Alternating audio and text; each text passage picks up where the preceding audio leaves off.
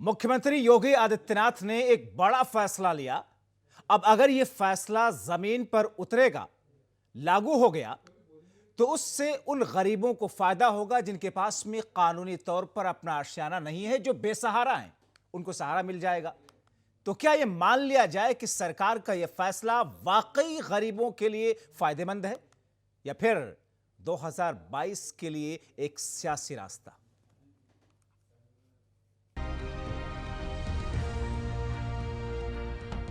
CM Yogi Adityanath ने UP में रहने वाले उन गरीबों के लिए बड़ा ऐलान किया है, बड़ा फैसला लिया है, बड़ी घोषणा की है। प्रधानमंत्री आवास योजना से वंचित रह जा रहे उन सभी परिवारों को भी आच्छादित करने के लिए,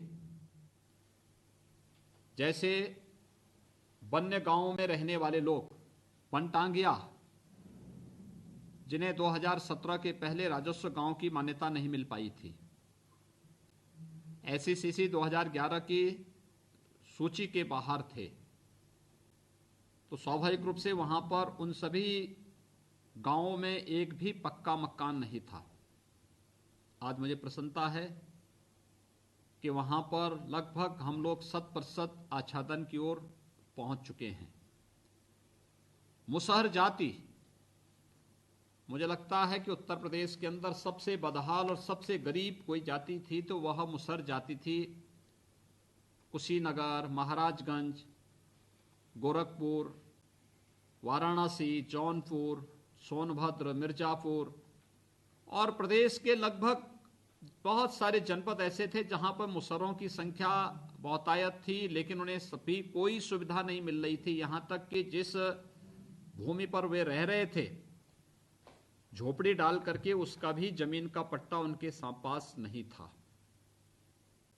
उनको शासन की कोई सुविधा 2017 के पहले नहीं मिलती थी, लेकिन आज ज्यादातर इस सुविधा का लाभ प्राप्त कर चुके हैं या उन्हें प्रदान किया जा रहा है। अब इसे क्या कहेंगे? क्या ये 2022 की राजनीति में अपनी पकड़ मजबूत बनाने की कवायद है या फिर गरीबों पर उपकार? ऐसा हम इसलिए कह रहे हैं क्योंकि योगी सरकार झुग्गी झोपड़ी वालों के लिए एक बड़ी योजना लागू करने जा रही है। इस योजना के तहत जिस जमीन पर गरीब की झोपड़ी है, सरकार वो जमीन उसके नाम करेगी। मैं आज यहाँ पे सभी जिला प्रशासन से कहूंगा, और मैं समझता हूँ कि ग्रामीण विकास विभाग की तरफ से और मुख्यमंत्री कार्यालय की तरफ से भी सभी जिला प्रशासन को इस बात के लिए जाना चाहिए कि जिस गरीब का जहां पर झोपड़ी है, जहां पे उसका पक्का वहां पे मकान है, स्वामित्व योजना के अंतर्गत अगर वह रिजर्व कैटेगरी की लैंड नहीं है और विवादित लैंड नहीं है, तो उसका मालिकाना हक उसे उपलब्ध करवाने की कार्रवाई सुनिश्चित की जाए। एक बड़ा कार्य होगा उन गरीबों के लिए जिन्हें बार बार खानाबदोश की जिंदगी जीने के लिए मजबूर होना पड़ता है, और अगर रिजर्व कैटेगरी या विवादित लैंड है तो उन्हें सुरक्षित ऐसे स्थान पर जहां पर उन्हें और अन्य समुदाय से जुड़े हुए लोगों में विवाद भी न हो और उन्हें सुरक्षित वहां पे बसाया जा सकता हो, ऐसी स्थिति मकान बनाने के लिए किया जाना चाहिए।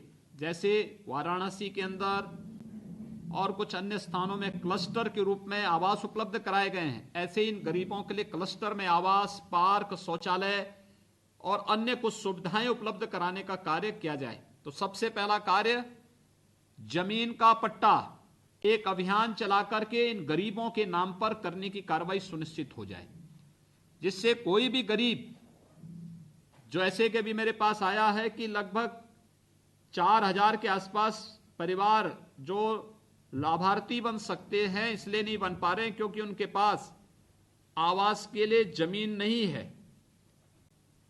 हमारे पास ग्रामीण क्षेत्र में जमीन होती है, हम उसको ट्रांसफर करके भी कर सकते हैं, अन्य योजनाओं से भी उसको उपलब्ध करा सकते हैं, और ये प्राथमिकता होनी चाहिए किसी भी व्यक्ति के जीवन में।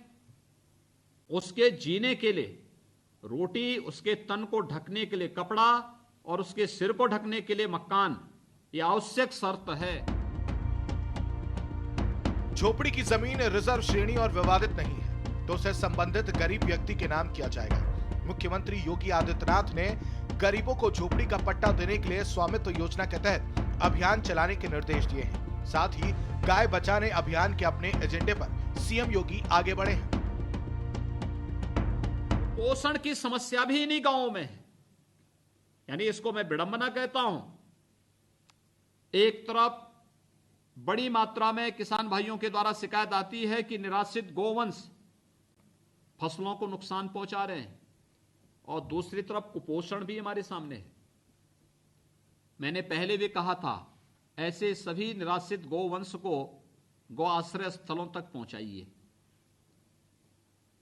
फिर हमने ये भी कहा था कि जो व्यक्ति 4 गोवंश अपने घर में रखेगा, प्रति गोवंश 900 यानी प्रति गोवंश हर प्रतिदिन 30 रुपए यानी महीने के 900 रुपए उस परिवार को शासन की योजना के माध्यम से देने की व्यवस्था हो। और प्रति माह इस बात की समीक्षा होनी चाहिए कि उस गाय को या उस बछड़े को जो अपने घर में ले गया है, उसको खिलाने पिलाने, उसकी देखभाल करने की व्यवस्था परिवार कर रहा है कि नहीं कर रहा है, एक। और फिर डीबीटी के माध्यम से पैसा उसके अकाउंट में जाना चाहिए।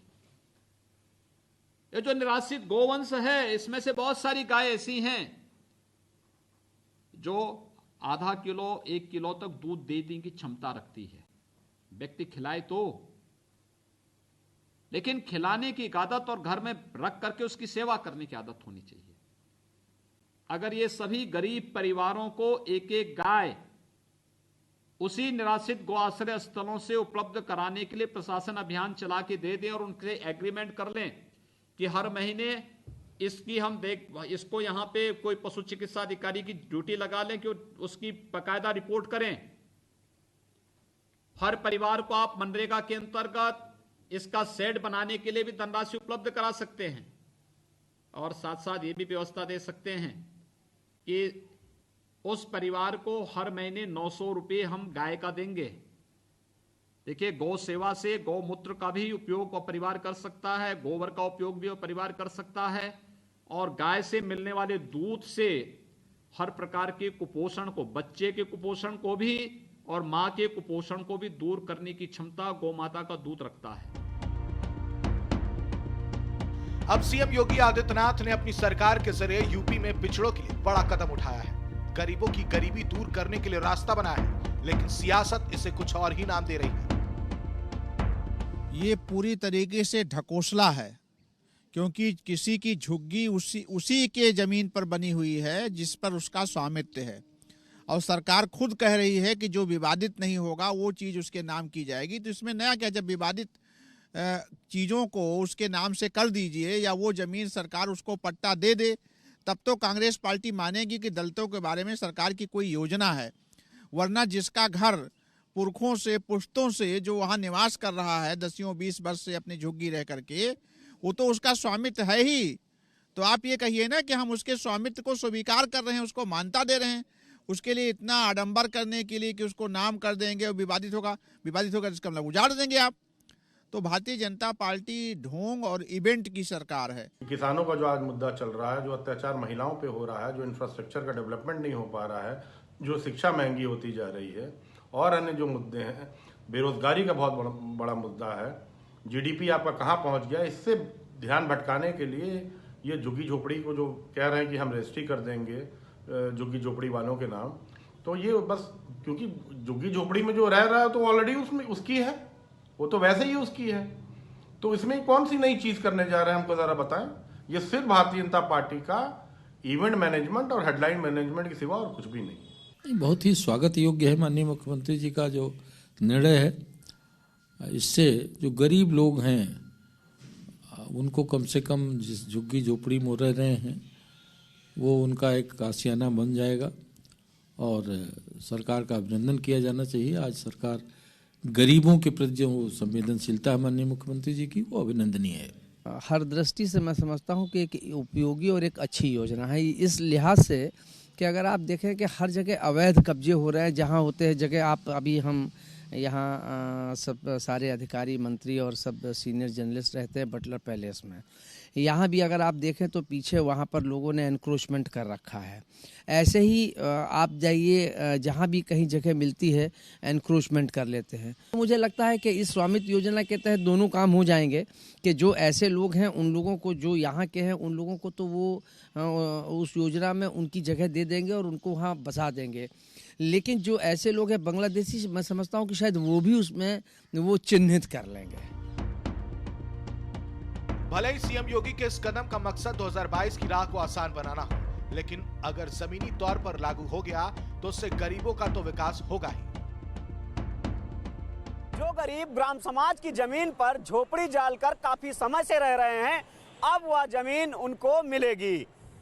योगी सरकार ने इसकी तैयारियां तेज कर दी हैं और मुख्यमंत्री योगी आदित्यनाथ ने स्वामित्व योजना के तहत ये निर्देश दिए हैं कि एक अभियान उत्तर प्रदेश में चलाया जाए कि जहां पर गरीब झोपड़ी बनाकर ग्राम समाज की जमीन पर रह रहे हैं, वह जमीन उनको पट्टा की जाए।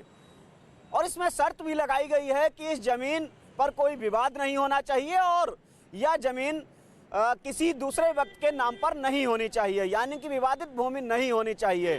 तो ऐसे में योगी सरकार की योजना झुग्गी झोपड़ी वालियों के लिए काफी कारगर साबित होगी।